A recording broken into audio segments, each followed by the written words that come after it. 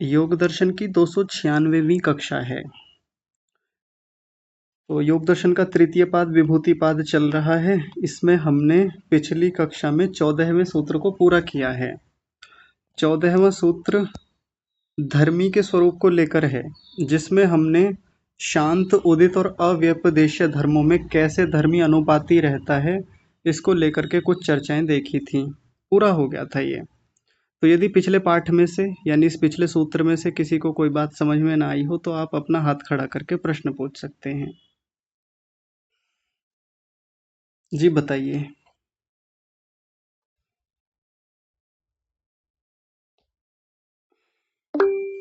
जी चौधरी साहब आप बोलिए।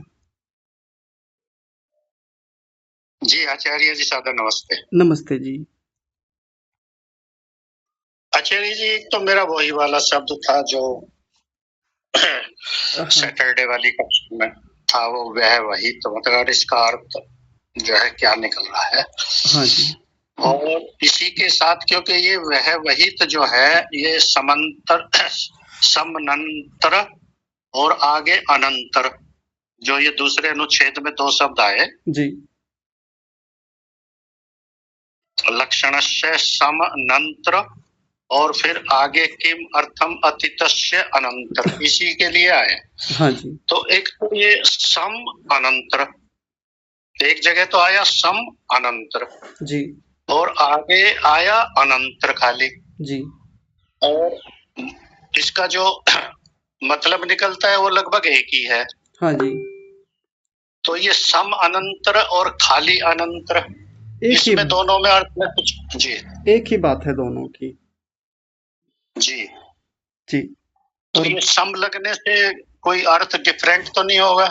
नहीं, ऐसा तो यहाँ कोई भेद ऐसा नहीं दिख रहा है। बाकी तो इतना होता है कि सम लगने से थोड़ी डिग्री बढ़ जाती है, पर यहाँ डिग्री बढ़ने जैसा कुछ है नहीं।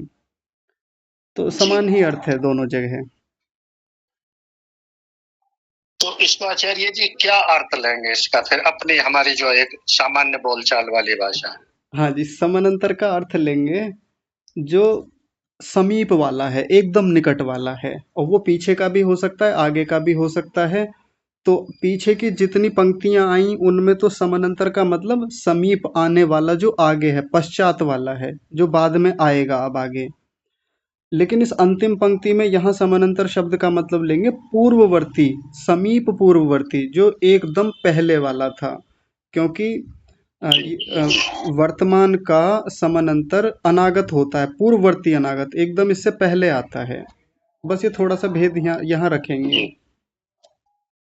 ठीक है जी। और अनंतर को भी यही लेंगे? हाँ जी बिल्कुल। अच्छा, और ये जो एक शब्द जो स्वामी सतपति जी ने अपने उसमें दिया है, ये है वह वही? हाँ जी ठीक है, मुझे आपका प्रश्न याद है, मैं उसको देख नहीं पाया अभी तक, क्योंकि उसको लेकर के थोड़ी सी संशय मुझे भी है कि स्वामी जी ने ये इसको लेकर के ऐसा अर्थ क्यों किया है। मैं भी विचार करके उसको बताऊंगा देख करके अच्छे से। ठीक आचार्य जी, सबसे अंतिम अनुच्छेद में जी जो ये आखिर से जो दूसरी पंक्ति से शुरू करेंगे, वस्तु प्रतिभिज्या स्थितो अन्वयी, यहाँ से लेके और ये जो प्रतिभिज्याते है, इस सेंटेंस का जरा एक बार थोड़ा सा फिर से बता दीजिएगा। ये क्योंकि कल थोड़ा समय ज्यादा हो गया था तो मैं ऐसा अनुभव कर रहा था, थोड़ा जल्दी में भी हो गया था ये। हाँ जी ठीक तो है। इसका जरा थोड़ा सा ठीक है, देख लीजिए एक बार ये सेकंड लास्ट जो पंक्ति है ये वाली, वस्तु प्रत्यय भिज्ञानाच्च स्थितो अन्वयी धर्मी यो धर्म अन्यथात्वम अभ्युपगतः प्रत्यभिज्ञायते। तो सबसे पहले हम इस वस्तु प्रत्यभिज्ञ शब्द को समझेंगे। प्रत्यभिज्ञ का मतलब होता है कि स्मृति के साथ एक अनुभूति बनी रहती है कि मैं पहचान रहा हूँ चीजों को। एक तो स्मृति आती है हमको कि पीछे कोई अनुभव रहा तो एक वृत्ति के रूप में पीछे की चीजें याद आती हैं, लेकिन साथ में एक बोध ये जुड़ा रहता है कि मैं पहचान रहा हूँ।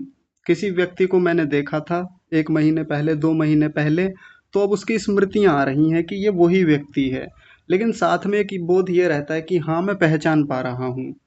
एक स्थान पर कभी गए थे अब बहुत दिनों के बाद उस स्थान पर दोबारा जाना हुआ तो स्मृतियां आ जाती है कि यहाँ पहले भी आए थे।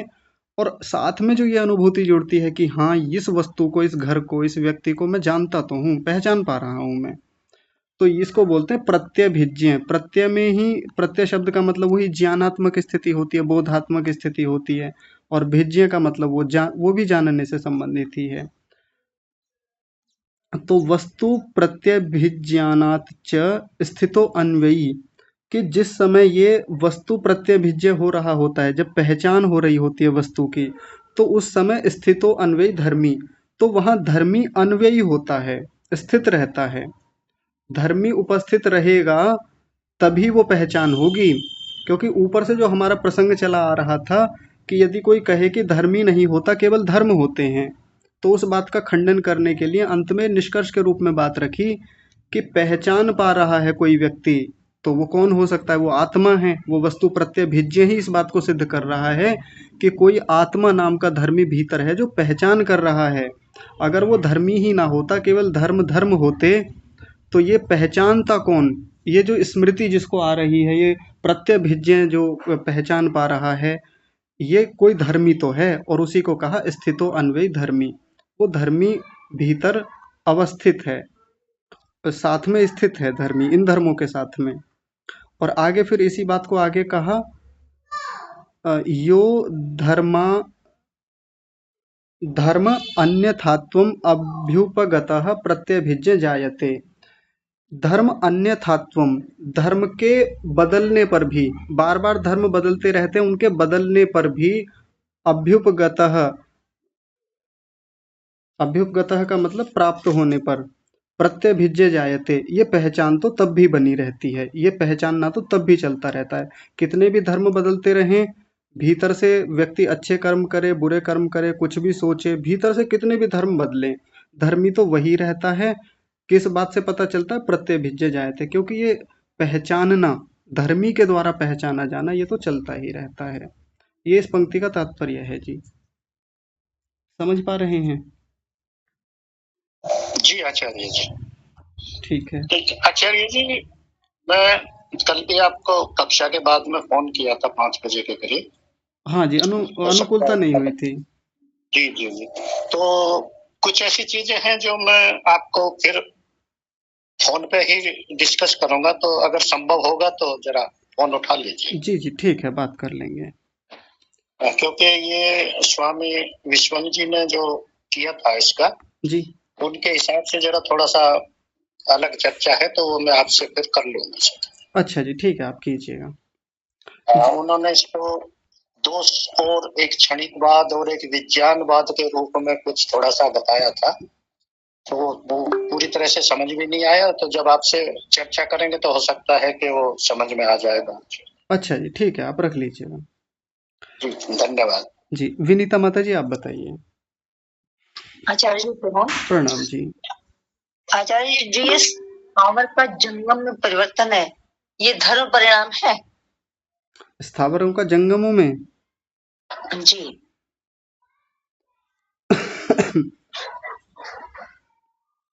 स्थावराणाम जंगमेषु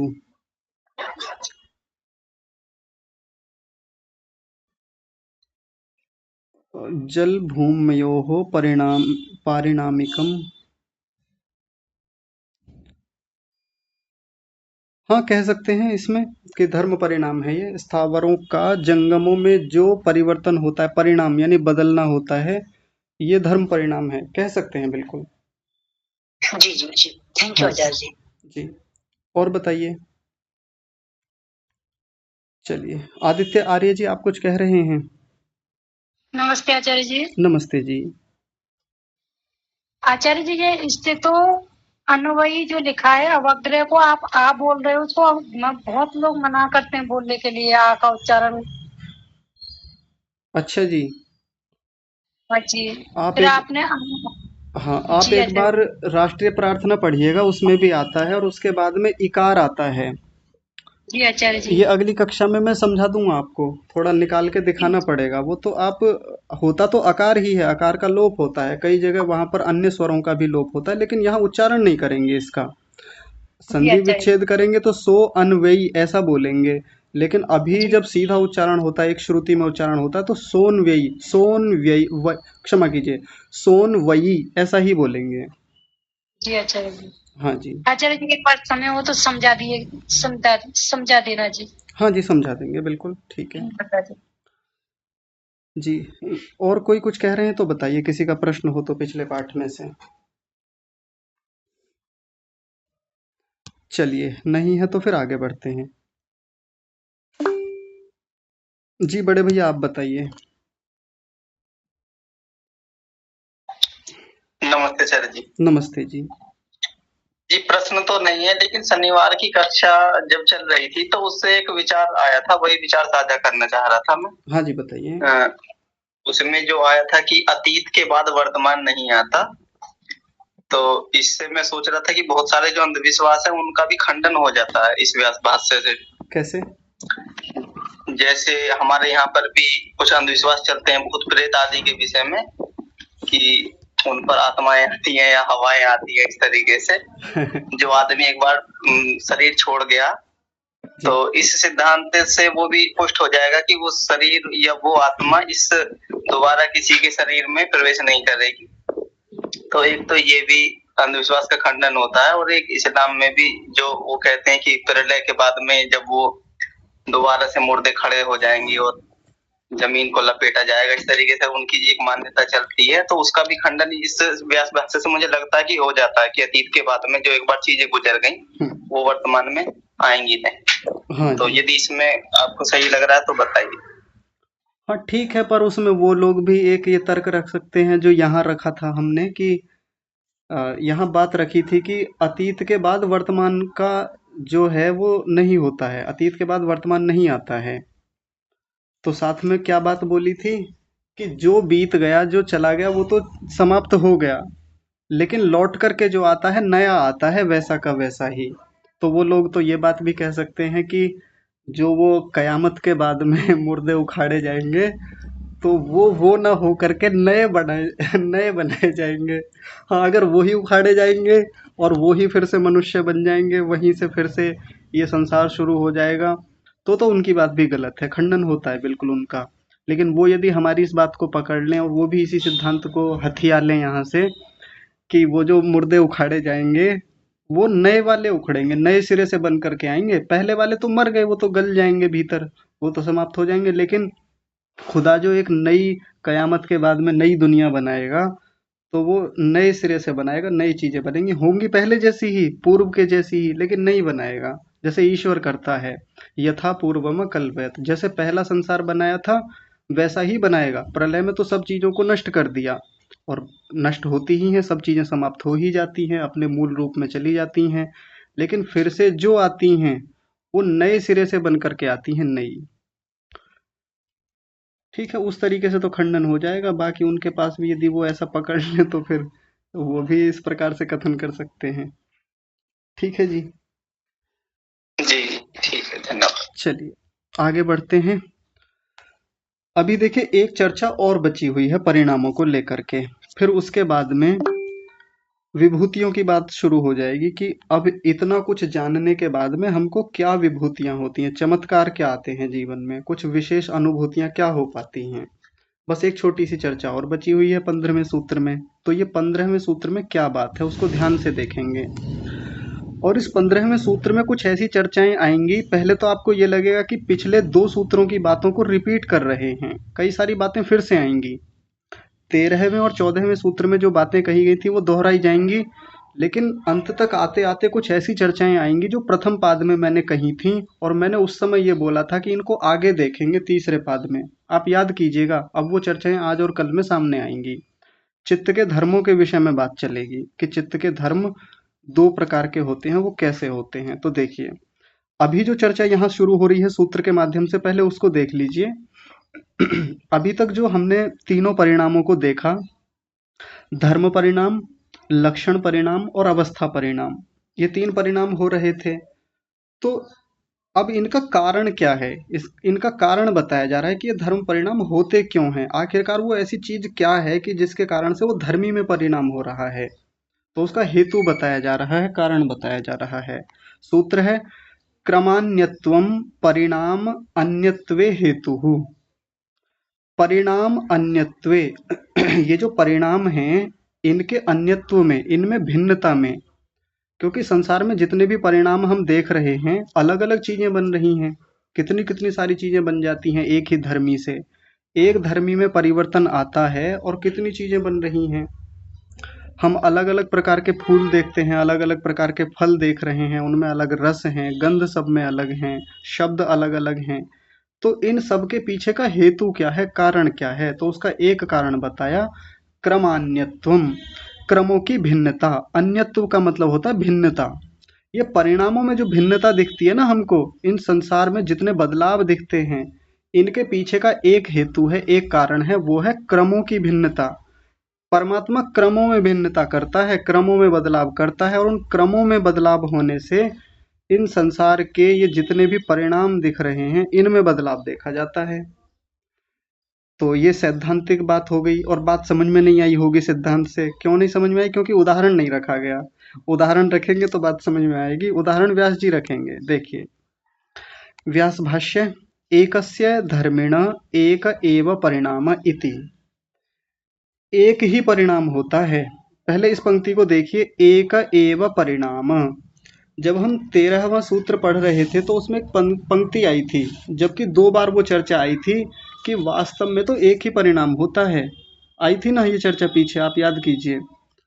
13वें सूत्र के व्यास भाष्य में महर्षि व्यास जी ने 2 बार इस बात को बोला था कि अंततः तो या वास्तव में तो परिणाम एक ही होता है। तो ये कह रहे हैं कि जब एक ही परिणाम होता है, एकस्य धर्मिणः, एक ही धर्मी का, इति प्रसक्ते, तो फिर ये तो एक शंका के रूप में बात रखी जा रही है। ये तो फिर एक दोष जैसा दिख रहा है। यानी इस व्यक्ति को, किसी पूर्व पक्षी व्यक्ति को एक शंका जैसी लगी कि जब एक ही परिणाम है, एक ही वस्तु सामने आई है, तो एक ही धर्मी होना चाहिए और एक ही धर्मी में एक ही परिणाम दिखना चाहिए, जबकि चीजें तो अलग अलग दिखती हैं। एक ही धर्मी में कई कई चीजें दिख जाती हैं। कैसे? थोड़ा उदाहरण से अभी समझ लेते हैं। एक मिट्टी नाम का धर्मी है, एकस्य धर्मिण, एक धर्मी मिट्टी है। अब उसमें तो कितने सारे परिणाम देखे जाते हैं। तो ये व्यक्ति कह रहा है कि धर्मी एक है और पीछे एक ही परिणाम बताया था, तो एक ही परिणाम दिखना चाहिए, फिर ये इतने सारे परिणाम क्यों दिखते हैं? इति प्रसक्ते, ऐसा कोई शंका करे तो, प्रसक्ते का मतलब ऐसी कोई शंका करे, ऐसा कोई प्रश्न उठाए तो उसका समाधान क्या बताया? सूत्र को ही समाधान के रूप में रख दिया, क्रमान्यत्वम परिणाम अन्यत्वे हेतुर्भवति। कि ये जो परिणाम अलग अलग दिखाई देते हैं कि मिट्टी से पिंड बन जाता है, घड़ा बन जाता है, कपाल बनते हैं, आगे कण बनते हैं, चूर्ण बनता है, वो सब जो बन रहा है, ये जो इतने सारे परिणाम दिखते हैं, ये क्रम के कारण से इतने दिखते हैं। एक धर्मी का एक परिणाम होगा, ये बिल्कुल ठीक बात नहीं है, ये सही नहीं है। अलग अलग जो इतने सारे परिणाम दिखते हैं किसके कारण से है? क्रम के कारण से। और वो क्रम क्या है, उस क्रम को आगे अब विस्तार से समझाएंगे। देखिए तो क्या है, तद्यथा, जैसे कि उदाहरण दिया, चूर्णमृत, पिंडमृत, घटमृत, कपालमृत, कणमृत इति च क्रमः। ये एक क्रम हमको देखने में आता है। जैसे चूर्णमृत, चूर्ण के साथ मृत शब्द लगाया, वैसे तो चूर्ण धर्म भी कह सकते हैं, यानी मृत शब्द लगाने से धर्मी को भी साथ में जोड़ लिया। चूर्ण नाम का धर्म जो मिट्टी धर्मी के रूप में है, उसको यहाँ चूर्णमृत कह दिया, यानी धर्मी भी साथ में है और धर्म भी बता दिया। चूर्ण धर्म, उसके बाद में क्या बनाते हैं? गीला करके उसको एक पिंड के रूप में बना लिया, गीली मिट्टी जो होती है। फिर उसके बाद में ये क्रम बता रहे हैं, ध्यान दीजिए, क्रम है, क्रम ऐसे ही चलता है, एक के बाद दूसरा आता है। तो चूर्ण के बाद पिंड एक क्रम है, पिंडम मृत के बाद में घट मृत है, घड़ा बन करके तैयार हो गया। कुछ दिन घड़ा रहता है, कुछ वर्षों घड़ा चलता है, फिर उसके बाद में क्या बनता है? उसके टुकड़े बन जाते हैं, टूटने लगता है, खराब होने लगता है। फिर उसके बाद में क्या होता है? कण मृत, उसके कण बन जाते हैं, छोटे छोटे मिट्टी के कणों में बन जाता है, और कणों से फिर से वो चूर्ण रूप में ही हो जाता है। ये क्रम बताया। इन क्रमों के कारण से एक धर्मी में इतने धर्म दिखाई देते हैं, क्योंकि ये क्रम ऐसा बना दिया परमात्मा ने। अगर ये क्रम ना होता, सोचिए, विचार कीजिए, अगर ये क्रम नाम का कारण ना होता तो एक धर्मी में इतने सारे परिणाम दिखते ही नहीं, आते ही नहीं। फिर तो मिट्टी रहती, मिट्टी को कभी भी किसी भी चीज़ में बदला नहीं जाता।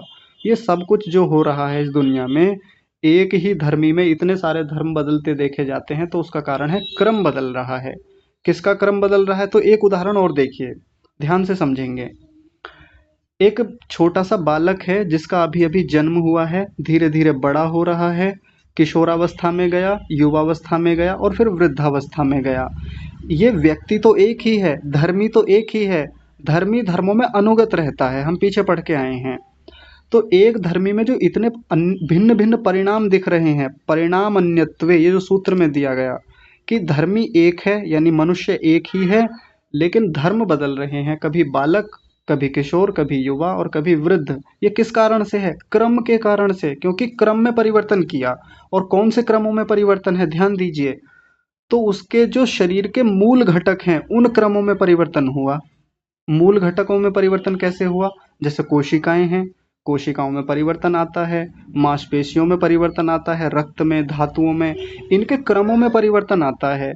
पहले जो बालक के शरीर में कोशिकाएं थीं, रक्त, रस, मांस, मेद इत्यादि धातुएं थीं, या जो भी शरीर को धारण करने वाली धातुएं होती हैं, उनका क्रम वही नहीं रहता। अगर उनका क्रम वही रहे तो एक बालक कभी भी किशोर नहीं बनेगा, युवा नहीं बनेगा। बालक आजीवन नित्य रूप से एक बालक ही बना रहेगा, अगर ये क्रम परिवर्तन ना हो, क्रम में भिन्नता ना हो। देखिए कितनी रोचक बात है, मजेदार बात है। क्रम क्या है? परमात्मा ने एक शिशु के भीतर जो क्रम बनाया, कोशिकाओं का क्रम, ये जो भी शरीर के सूक्ष्म मूल घटक हैं, अणु हैं, परमाणु हैं, धातुएं हैं, उनके क्रमों में परिवर्तन होते होते बालक किशोर हो जाता है, किशोर से युवा, युवा से वृद्ध, क्योंकि भीतर हॉर्मोन्स में, उन कोशिकाओं में, मांसपेशियों आदि में परिवर्तन होता है, क्रम बदलता है। क्रम के बदलने से ये सब हुआ। अब घड़े पर आ जाइए। यहाँ ये जो मिट्टी वाला उदाहरण देखा, मिट्टी तो वही है, मूल घटक तो वही है, मिट्टी नाम का धर्मी वही है, लेकिन उसमें क्रम कैसे बदलते हैं? तो पहले जब वो चूर्ण मृत था, यहाँ देखिए पहला क्रम क्या था? चूर्ण मृत था। उसके मूल कणों में परिवर्तन हुआ। कैसे परिवर्तन हुआ? अभी तो बिखरी पड़ी थी भूमि पर, इकट्ठी की, क्रम बदला, पानी मिलाया, आपस में उसको गूंथा, हाथ से पकड़ पकड़ के उसको मसला, क्रम बदला कणों का। जो वो मिट्टी के कण हैं, चूर्ण हैं, क्रम बदला कि नहीं बदला? क्रम बदल दिया। बदल करके उसका एक पिंड बना दिया, लौंदा जैसा बना दिया। फिर क्रम बदला। क्रम किस रूप में बदला? घड़े का आकार दे दिया उसको। अभी तक जो मिट्टी आपस में संयुक्त रूप से गुथी हुई थी, सारे कण मिले हुए थे, एक जगह थे, कोई आयतन नहीं था वहां पर, धारण करने की क्षमता नहीं थी, घड़े का आकार दे दिया। यानी मूल कणों का, उन मिट्टी के चूर्ण का जो मूल द्रव्य थे, कण थे, उनका क्रम बदला। क्रम बदलने पर घड़े का रूप आ गया। क्रम बदल रहा है, बार बार क्रम चल रहा है, घड़ा बन करके तैयार हो गया। कुछ महीने घर में रहा, उपयोग हुआ उसका, लेकिन एक समय के बाद नए से पुराना हुआ। पुराना होते होते क्या बदला? क्रम बदला भीतर से। क्रम कैसे बदलता है? भीतर से उसके जो अणु परमाणु हैं, मूल द्रव्य हैं, उनमें परिवर्तन होता है, धर्मी में परिवर्तन। और हम पीछे पढ़ के आए हैं कि अंततः तो एक एव परिणाम, एक ही परिणाम होता है जो धर्मी में हो रहा होता है, जो धर्मों के रूप में बाहर से प्रकट होता रहता है। तो क्रम बदल रहा है भीतर से। कपाल बन गए, उसके टुकड़े बन गए। कपाल काफी लंबे समय तक रहेंगे, कई बार वर्षों वर्षों तक घड़े के टुकड़े ऐसे ही पड़े रहते हैं, टूटते रहते हैं, भीतर और क्रम बदलता है, उनका परिवर्तन आता है, और फिर वो फिर से कण के रूप में चले जाते हैं, कण मृत के रूप में आ जाते हैं। ये एक क्रम है किसी भी चीज का, जिसके होते होते वो इस प्रकार से परिवर्तन को प्राप्त होता है, परिणाम को प्राप्त होता है। ठीक है, आगे देखिए, अगली पंक्ति में कह रहे हैं यो अस्य धर्मस्य समानांतरो धर्मः स तस्य क्रमः। यो के साथ धर्मः शब्द को लगाएंगे। यो धर्मः, ये जो धर्म है, यस्य धर्मस्य, इसके धर्म का, समानांतर, समानांतर का मतलब वही जो निकटवर्ती आने वाला है, तस्य क्रमः, वही उसका क्रम होता है। जो धर्म अपने, इसके धर्म का आगे आने वाला धर्म है, तुरंत आगे आने वाला धर्म है, वो ही इसका क्रम होता है। जो धर्म, देखिए यो धर्म, मैं चूर्ण मृत पर लगा रहा हूं इस शब्द को, यो धर्म, यानी जो धर्म, यस्य धर्मस्य, इसके धर्म का, समानांतर, समानांतर कौन हुआ इसका? पिंड मृत। यस्य धर्मस्य समानांतरः, इसका समानांतर है, समानांतर बोलते तुरंत आगे आने वाला, तुरंत समीपवर्ती, तो वो कौन है? पिंड धर्मः। स तस्य क्रमः, वो इसका क्रम होता है, क्रम ही तो है। जो भी धर्म किसी धर्म का आगे आने वाला होता है वो ही उसका क्रम कहलाता है। क्रम शब्द शब्द का मतलब अब समझ में आ गया ना आपको। जो धर्म किसी धर्म का आगे आने वाला धर्म होता है वो ही उसका क्रम कहलाता है। ये इस पंक्ति का तात्पर्य हुआ। नहीं तो इस पंक्ति का तात्पर्य निकालना बहुत मुश्किल हो जाता है। इस पर घटाकर देख लीजिए तो फिर ये बात समझ में आ जाएगी। पिंडः प्रवज्यते घट उपजायत इति।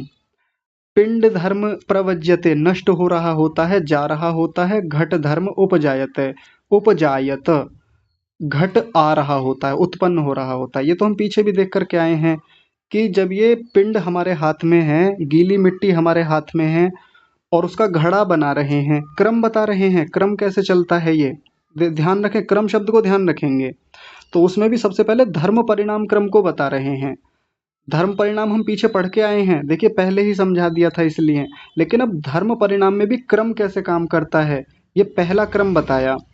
पिंडः प्रवज्यते, पिंड तो अपने अतीत में जा रहा होता है, नष्ट हो रहा होता है। घट उपजायत, घट घड़ा अपने अनागत लक्षण को छोड़ करके उपजायत वर्तमान में प्रकट रूप में आ रहा होता है, अभिव्यक्त हो रहा होता है। इति धर्म परिणाम क्रमः, धर्म परिणाम के साथ क्रम शब्द लगाया।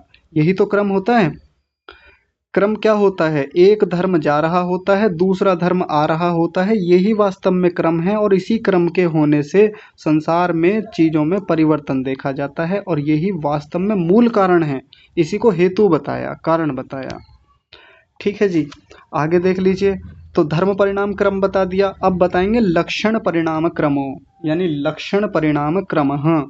दूसरा वाला लक्षण परिणाम क्रम क्या होता है?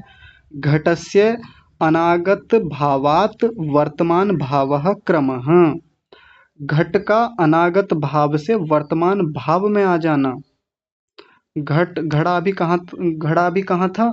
अनागत में था, वहां से छोड़ करके वर्तमान में आया है। इसी को पीछे पढ़ के आए थे। लक्षण परिणाम यही तो होता है, काल बदल रहा होता है, समय बदल रहा होता है उसका। अनागत को छोड़ करके वर्तमान में जो आ रहा है ये उसका क्या हो गया? लक्षण परिणाम क्रम हो गया। और आगे देखिए, तथा पिंडस्य वर्तमान भावात अतीत भाव क्रमः। इसी में एक दूसरी घटना भी चल रही होती है। घड़ा तो अपने अनागत को छोड़ करके वर्तमान में आ रहा है, ये तो पहला क्रम बताया। दूसरा क्रम क्या चल रहा होता है साथ में? पिंड अपने वर्तमान को छोड़ करके अतीत भाव में जा रहा होता है। वास्तव में यही दो क्रम तो होते हैं।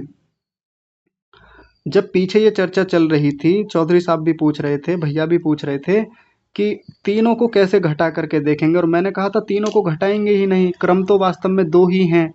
घड़ा अपने अनागत को छोड़ करके वर्तमान में आ रहा है और वो पिंड जो है वो अपने वर्तमान को छोड़ करके अतीत में जा रहा है। बस दो ही क्रम होते हैं। अध्वा तीन है, काल तीन है, लक्षण तीन है, अनागत, वर्तमान और अतीत, लेकिन इनमें क्रम दो ही हैं। एक तो अपने अनागत को छोड़ करके वर्तमान में आ रहा है और एक अपने वर्तमान को छोड़ करके अतीत में जा रहा है। न अतीतस्य अस्ति क्रमः। अतीत के बाद का कोई क्रम नहीं होता। कोई चीज अपने अतीत में चली गई तो चली गई, खत्म हो गई वो वहीं से। इसके बाद फिर उसका कोई क्रम नहीं होता। अकस्मात क्यों नहीं होता जी? अतीत के बाद का और कोई क्रम क्यों नहीं है? फिर से समझिए इस बात को। कोई चीज अपने अनागत से वर्तमान में आई, लेकिन जिसके स्थान पर आई, जो पिंड था, वो अपने वर्तमान को छोड़ करके अतीत में चला गया। अतीत के बाद फिर और कोई क्रम नहीं होता, ये दो ही क्रम हैं। तो क्यों नहीं होता, अकस्मात क्यों? तो देखिए उसका कारण बता रहे हैं जो पिछले सूत्र में भी बताया था। पूर्व परतायाम सत्याम समानंतरत्वम। पूर्व परता होने से ही समानंतरत्व होता है। पूर्व परता होगी, पूर्व का मतलब पहले, परता का मतलब बाद में। भाई कोई चीज पहले होगी कोई बाद में होगी तभी तो समानंतर होता है। समानंतर का मतलब तुरंत निकट आने वाला जो होता है। जब पूर्व परता है ही नहीं इसमें, अतीत में और वर्तमान में, तो फिर समानंतरता नहीं होगी। तो पूर्व परता होने से ही समानंतरता नाम का सिद्धांत घटित होता है। सा तु नास्ति अतीतस्य। ये सा शब्द यहाँ पूर्व परता के लिए लगाया कि ये जो पूर्व परता है यानी पहले और बाद वाली स्थिति होती है, ये अतीतस्य, अतीत के साथ नहीं होती। अतीत में ये चीज घटती नहीं। कोई चीज अतीत में गई तो फिर अब उसके बाद उसके परता, उसमें कोई परता घटेगी, उसके बाद कुछ होता है, ऐसा नहीं होता। सा तु नास्ति अतीतस्य, ये अतीत के बाद नहीं होता। ये तो हम पिछले सूत्र में भी विस्तार से पढ़ के आए हैं, इसलिए मैं जल्दी जल्दी बता रहा हूँ। तस्मात्, इसलिए, द्वयोः एव लक्षणयोः क्रमः, इसलिए लक्षणों के ये दो ही क्रम कहे जाते हैं, दो ही क्रम बताए जाते हैं। अभी बताया ना मैंने कि घड़े का अपने अनागत को छोड़ करके वर्तमान में आ जाना, ये एक क्रम हुआ। और दूसरा क्रम क्या होता है कि पिंड जो धर्म है वो अपने वर्तमान को छोड़ करके अतीत में चला गया। बस वास्तव में तो ये दो ही क्रम होते हैं। इन्हीं दो क्रमों के कारण से चीजें कोई तो अस्तित्व में आ जाती है, कोई अतीत में चली जाती है, बस यही चलता रहता है। इसी के कारण से ये परिणामों में इतना भेद देखने को मिलता है। इसको आगे भी घटा सकते हैं। देखिए अभी तो केवल इन दोनों में घटा है, पिंड में और घट में, औरों में घटा लीजिए। अब मैं घट को और कपाल को ले रहा हूँ। कपाल धर्म यानी घड़े के टुकड़े जो हैं वो अभी अपने अनागत में हैं और घड़ा इस समय वर्तमान में है। तो कपाल अपने अनागत को छोड़ करके वर्तमान में आएगा, एक क्रम हो गया। दूसरा क्रम तुरंत क्या हो जाएगा, ये घट मृत जो है, ये जो घड़ा है, ये अपने वर्तमान लक्षण को छोड़ करके अतीत में चला जाएगा, ये दूसरा क्रम है। तो ये वास्तव में तो दो ही क्रम होते हैं। तस्मात्, इसलिए, द्वयोः एव लक्षणयोः क्रमः, इसलिए वास्तव में तो ये लक्षणों के दो ही क्रम होते हैं। अब अवस्था परिणाम को बता रहे हैं। धर्म परिणाम बता दिया, लक्षण परिणाम का क्रम बता दिया, अब अवस्था परिणाम क्रम बता रहे हैं। तथा अवस्था परिणाम क्रमो अपि, तो अवस्था परिणाम के क्रम में भी क्या चलता है, घटस्य अभिनवस्य प्रांते पुराणता दृश्यते।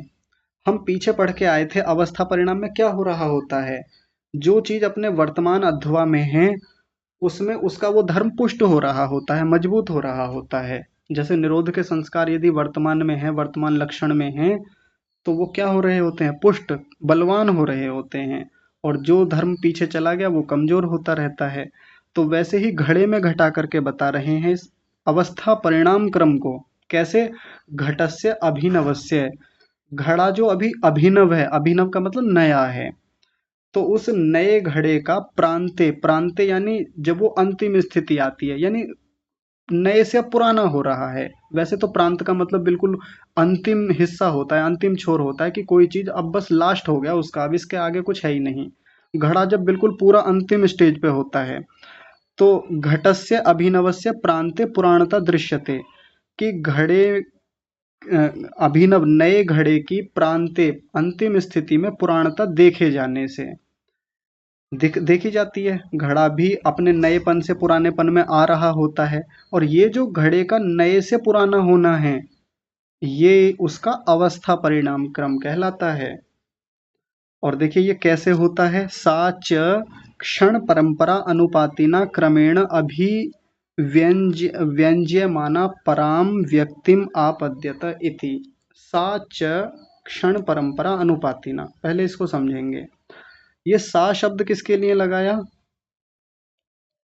ये पुराणता के लिए लगाया। ये जो पुराणता शब्द है, पुरानापन जो है, क्योंकि ये पुरानापन देखा जाता है घड़े में। अभी नया घड़ा खरीद के लेकर के आए थे, कुछ महीनों में वो पुराना होता रहता है।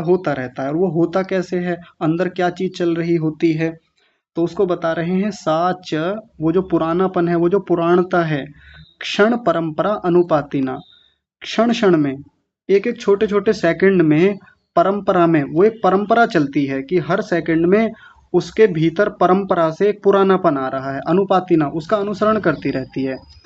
एक एक कण उसका धीरे धीरे ढीला हो रहा है, भीतर उसके परमाणुओं में, क्रमों में परिवर्तन आ रहा है, ढीले हो रहे हैं, कमजोर हो रहे हैं, पकड़ कम हो रही है उनकी, या जो भी भीतर वो परिवर्तन धात्विक रूप से या परमाणु के रूप में होता है, भौतिक परिवर्तन जो भी हो रहा है, वो क्षण परंपरा के अनुसार हो रहा है। एक कण के पीछे पीछे दूसरा कण भी जा रहा होता है, वो अपने कपाल धर्म में बदल रहा होता है। क्रमेण अभिव्यंज्यमाना, क्रमों के रूप में वो प्रकट हो रहा होता है, सब वहाँ क्रम से चल रहा है ये काम। अभिव्यंज्यमाना यानी प्रकट रूप में आ रहा होता है। पराम व्यक्तिम आपद्यत इति, पराम का मतलब बिल्कुल अंतिम स्थिति जो होती है, जब बिल्कुल घड़ा समाप्ति की ओर है एकदम। व्यक्तिम आपद्यत, व्यक्तिम यानी अभिव्यक्तिम, व्यक्ति का मतलब अभिव्यक्ति, अभिव्यक्तिम आपद्यते, और उस अंतिम स्थिति को, अंतिम अभिव्यक्ति को फिर प्राप्त होता है, और टूटा हुआ घड़ा हमारे सामने आ जाता है, फिर बिल्कुल पुराना खराब घड़ा। तो ये एक बार फिर से समझेंगे अवस्था परिणाम को। अवस्था परिणाम में क्या हो रहा होता है कि नया घड़ा हमारे इस समय सामने है, वर्तमान अध्वा में है, वर्तमान लक्षण में है। और याद कीजिए पीछे की बात, अवस्था परिणाम हमेशा लक्षण परिणामों में ही घटित होता है। कोई चीज वर्तमान अध्वा में है, घड़ा नया बना हुआ रखा है, उसमें भीतर परंपरा से एक परिवर्तन आ रहा होता है।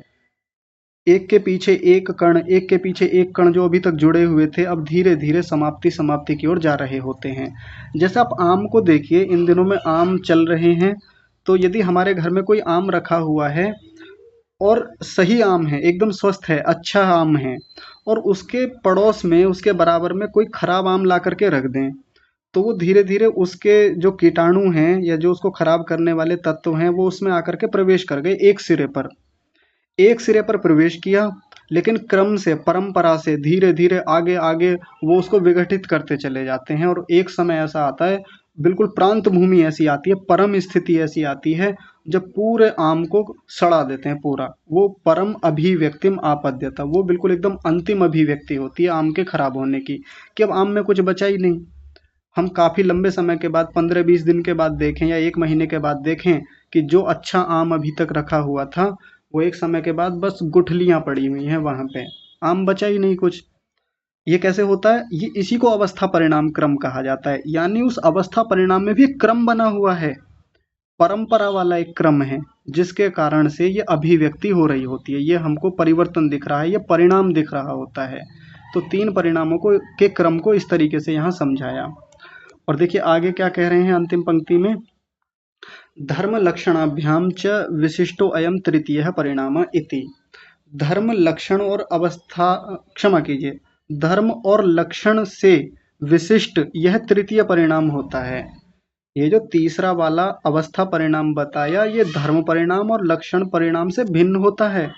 यानी कोई ये ना समझ ले कि ये तो धर्म परिणाम ही हो गया या ये तो लक्षण परिणाम ही हो गया। जब कोई घड़ा नए से पुराना हो रहा है, आम अच्छे से सड़ने की स्थिति में जा रहा होता है, तो इसको हम धर्म परिणाम क्यों नहीं कह सकते?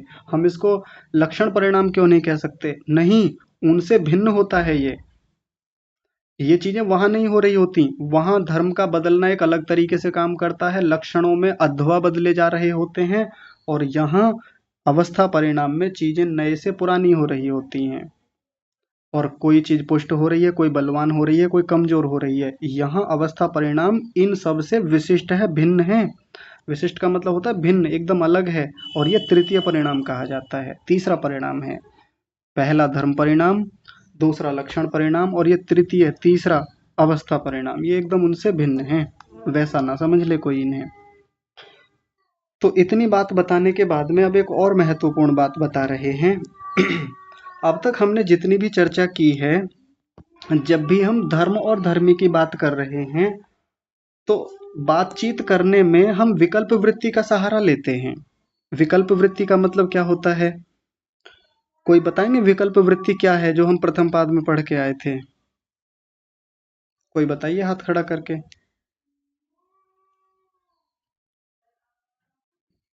जी, कस्तूर माता जी बताएंगी। मिथ्या ज्ञान।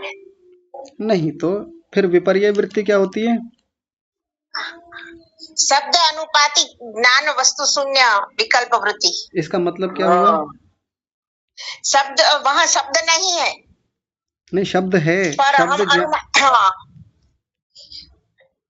विचार करके बताइए माता जी, ऐसे ही नहीं, जल्दबाजी में नहीं, आराम से। शब्द ज्ञानानुपाति वस्तु शून्य विकल्प। हाँ जी, तो इसका मतलब क्या हुआ? वहाँ शब्द नहीं, पर फिर भी हम वहाँ विचार नहीं, रुकिए, अभी और विचार वस्तु है। जी, नीति माता जी बताएंगी। मैं बोलूं आचार्य जी? नहीं, रुकिए, नीति माता जी बताएंगे। आचार्य जी, हाँ, वहाँ शब्द होता है लेकिन वस्तु शून्य होती है। हाँ जी, उदाहरण शब्द का तो हम उपयोग करते हैं जी, लेकिन बस जैसे मेरा ईश्वर की सर्वव्यापकता, जी, तो सर्वव्यापकता सर्वव्यापकता भी एक शब्द है। जी। सर्वव्यापक है वही ईश्वर है, लेकिन हम दो शब्द का उपयोग करते हैं, ईश्वर की सर्वव्यापकता। तो वो शब्द दो है लेकिन वस्तु एक ही है, ईश्वर ही सर्वव्यापक है। इसी तरह इसको वो विकल्प वृत्ति कहते हैं। जी ठीक है, बहुत बढ़िया, बहुत अच्छे से आपने बताया। तो आइए समझ लेते हैं जल्दी से इसे। धन्यवाद। तनिक रुकिए। हाँ जी। तो विकल्प वृत्ति का मतलब होता है शब्द ज्ञानानुपाती वस्तु शून्य विकल्पः। शब्द ज्ञान की अनुपाती, यानी शब्द ज्ञान का अनुसरण करने वाली। शब्द का ज्ञान तो रहेगा, शब्द की खूब बातें होंगी, चर्चाएं होंगी, ज्ञान भी होगा, बोध भी होगा, लेकिन वस्तु शून्य होती है। वो वस्तु नहीं होती वहां पर, उसी को विकल्प वृत्ति कहा जाता है। जैसे परमात्मा की सर्वव्यापकता, ऐसा लगता है जैसे परमात्मा अलग कोई चीज है और उसकी सर्वव्यापकता कोई अलग चीज है। ये जो भेद है दोनों में, ऐसा लगता है कि इनमें कोई एक भेद नाम की वस्तु है जो इनमें भेद कर रही है, व्यवधान उत्पन्न कर रही है। उसकी शून्यता होती है, जबकि सर्वव्यापकता ही परमात्मा है। परमात्मा की सर्वव्यापकता कोई अलग वस्तु नहीं है। वैसे ही यहाँ भी धर्म और धर्मी में भेद हम अब तक कर रहे थे, क्योंकि बातचीत करनी पड़ेगी, इसके बिना काम भी नहीं चलता। इसी बातचीत के माध्यम से हम अपने जीवन के खूब व्यवहार करते हैं, जबकि वास्तव में वो वस्तु वहां है भी नहीं। कहने को धर्म नाम की भी एक चीज होती है, धर्मी भी होता है, बिल्कुल होता है, सत्ताएं हैं, लेकिन हम इनका कथन भेद के रूप में करते हैं, जबकि होता अभेद है। दोनों में कोई भेद थोड़ी है। जैसे उदाहरण के लिए आम और मीठापन, क्या ये दो चीजें अलग अलग हैं? क्या अलग करके दिखा सकते हैं? मीठेपन को अलग कर देंगे, आम कुछ बचेगा थोड़े ही, नहीं बचेगा। आम ही मीठापन है वहां पर और मीठापन ही आम है। लेकिन भेद कैसे हो रहा होता है? शब्द के रूप में हम भेद करते ही हैं, तभी ये सारा व्यवहार चल पाता है, तभी हम इतनी बातचीत कर पाते हैं कि आम का देखो कितना, आम का मीठापन कितना अच्छा है। या मिट्टी का घड़ा बना है, तो मिट्टी का घड़ा जो हम ऐसा कह रहे हैं, तो इस बात को बोलते हुए हम ये कह रहे हैं मिट्टी अलग है, घड़ा अलग है, जबकि धर्म और धर्मी वहाँ एक ही हैं। तो बस अब उसी बात को यहाँ समझाना चाह रहे हैं। त एते क्रमा धर्म धर्मी भेदे सति प्रतिलब्ध स्वरूपाः। त का मतलब यहाँ ते है, ते माने वे, एते माने ये जो क्रम हैं जो अभी पीछे बताए थे, धर्म धर्मी भेदे, धर्म और धर्मी के भेद होने से, सती माने होने से, प्रतिलब्ध स्वरूपा, वो लब्ध स्वरूप वाले होते हैं, यानी प्रकट होते हैं, पता चलते हैं। तभी तो पता चल पाता है जब हम इनमें भेद करके देखेंगे। अगर भेद ही ना करें तो फिर तो धर्म और धर्मी में भेद नहीं कर पाएंगे हम, फिर व्यवहार ही नहीं चल पाएगा, बात ही नहीं हो पाएगी। जो इतना हम कह देते हैं कि मिट्टी का घड़ा बना, घड़े के टुकड़े हो गए, टुकड़ों का चूर्ण हो गया, चूर्ण का पिंड बना दिया, पिंड से फिर घड़ा बना दिया, ये जो हम इतना व्यवहार कर पाते हैं, इनका स्वरूप प्रकट हो पाता है, प्राप्त हो पाता है, बातें हो पाती हैं, चर्चाएं हो पाती हैं, इसी वजह से, क्योंकि हम धर्म और धर्मी में भेद कर रहे होते हैं, जबकि होता नहीं है भेद, उनमें होते एक ही हैं, लेकिन फिर भी हम उनमें भेद करके ही इसके स्वरूप को देख पाते हैं, समझ पाते हैं कि धर्म अलग है, धर्मी अलग है। आगे देखिए। धर्मो अपि धर्मी भवति, एक बहुत महत्वपूर्ण बात बताई जा रही है, इसको ध्यान से समझेंगे। धर्मो अपि धर्मी भवति, धर्म भी धर्मी होता है। अब दिमाग खराब हो जाएगा इस बात को सुन करके कि धर्म भी धर्मी होता है क्या? हाँ, धर्म भी धर्मी होता है, लेकिन कैसे होता है? तो पहले पंक्ति को पूरा देख लेते हैं, फिर उदाहरण से समझेंगे इस बात को। अभी तक हम क्या पढ़ के आए हैं? धर्म अलग होता है, धर्मी अलग होता है, लेकिन यहाँ कह रहे हैं धर्म भी धर्मी होता है, अपि शब्द लगाया, धर्मो अपि धर्मी भवति। और कैसे होता है ये? अन्य धर्म स्वरूप अपेक्षाया इति, अन्य धर्म के स्वरूप की अपेक्षा से होता है। ये कैसे होता है? आइए इस बात को सरल भाषा में समझ लेते हैं। ये मिट्टी एक धर्मी है, अभी तक मिट्टी को हम धर्मी पढ़ करके आए हैं। इसके धर्म क्या क्या हैं, मैं यहीं इसके चारों ओर लिख रहा हूँ। इसका एक धर्म तो था पिंड, जब इसकी गीली मिट्टी बनाई थी। ये क्या है? मैं इसके साथ धर्म शब्द लिख रहा हूँ। धर्म ही कह रहे थे मिट्टी को, क्षमा कीजिए, पिंड को धर्म कह रहे थे। इसका मैंने घड़ा बना दिया, इसी मिट्टी का। ये भी एक धर्म है, घड़ा भी तो मिट्टी का ही धर्म होता है। अब उस घड़े के टुकड़े कर दिए यानी कपाल बना दिए, तो ये कपाल भी क्या है, ये भी धर्म है। कपाल के चूर्ण बना दिए यानी टुकड़े बना दिए, कण कह लीजिए, कण बना दिए, ये कण भी क्या है, ये भी धर्म है। लेकिन आप थोड़ी देर के लिए ध्यान दीजिए, ये बाहर जो मैंने लिखे हुए हैं, मिट्टी बीच में है जो धर्मी है, जो सब में रहता है, और ये बाहर बाहर जो लिखे हुए हैं ये क्या है, ये धर्म है। आप थोड़ी देर के लिए घड़े को ले लीजिए, अभी तक ये धर्म था, लेकिन अब इसको धर्मी मानिए थोड़ी देर के लिए। मैं इसको बिल्कुल अलग लिख लेता हूँ घड़े को। अच्छा मैंने गलत लिख दिया, घड़ा शब्द गलत लिखा, ठीक कर लेते हैं। तो ये घड़ा शब्द को मैंने यहाँ लिखा, अभी तक ये धर्म था, किसकी दृष्टि से था, किसकी अपेक्षा से था, मिट्टी की अपेक्षा से। ध्यान दीजिए, मिट्टी की अपेक्षा से इसको अभी तक धर्म कह रहे थे, लेकिन अब अन्य धर्मों की अपेक्षा से इस घड़े को हम धर्मी कह सकते हैं। बिल्कुल, कैसे, किन धर्मों की अपेक्षा से, क्योंकि घड़े के भी अपने धर्म होते हैं। थोड़ी देर पहले तक ये धर्म था, लेकिन अब हमने इसको धर्मी बना दिया, किसकी अपेक्षा से, क्योंकि घड़े के भी धर्म होते हैं। कैसे धर्म होते हैं, जैसे ये लाल रंग का होता है, ये इसका धर्म है। ये 2 लीटर का होता है या 10 लीटर 5 लीटर जितने लीटर का भी है, ये भी इसका एक धर्म होता है। इसका एक आयतन होता है, धारिता होती है। आयतन यानी इतना पानी ग्रहण कर सकता है, ये इसका धर्म हो गया। अब देखिए मैं बाहर बाहर जो लिख रहा हूँ ये इसके धर्म लिख रहा हूँ। और ले लीजिए, और क्या लेंगे, गोल होता है, गोलाकार लिख लीजिए कि गोलाकार होता है। अभी तक ये थोड़ी देर पहले तक क्या था, धर्म था, किसकी अपेक्षा से, धर्मी की अपेक्षा से इसको धर्म कह रहे थे। लेकिन अब इसको हम धर्मी भी कह सकते हैं, धर्म भी धर्मी होता है, लेकिन कैसे होता है, धर्मों की अपेक्षा से। कौन से धर्मों की अपेक्षा से, अब ये जो बाहर बाहर मैंने लिखे हैं, इन धर्मों की अपेक्षा से इसी धर्मी को धर्म भी कह देंगे। और देख लीजिए उदाहरण, बहुत रोचक उदाहरण बताता हूँ इसके संदर्भ में। मान लीजिए हमारी कक्षा में कोई 50 वर्ष के एक व्यक्ति हैं जिनका नाम है बी, ठीक है, 50 वर्ष के हैं, इनके पिताजी अभी जीवित हैं, उनका नाम है सी, वो 80 वर्ष के हैं। आप मान लीजिए ऐसा, मुझे नहीं पता इस तरीके से कोई व्यक्ति 80 साल का हो, उसका पुत्र 50 साल का हो, वो आप स्वयं देख लीजिएगा। ये जो बी नाम के व्यक्ति हैं जो 50 साल के हैं, इनका 30 साल का मान लीजिए एक बेटा है जिसका नाम है ए। 30 साल का ले लें, ठीक है, इतना चल जाएगा।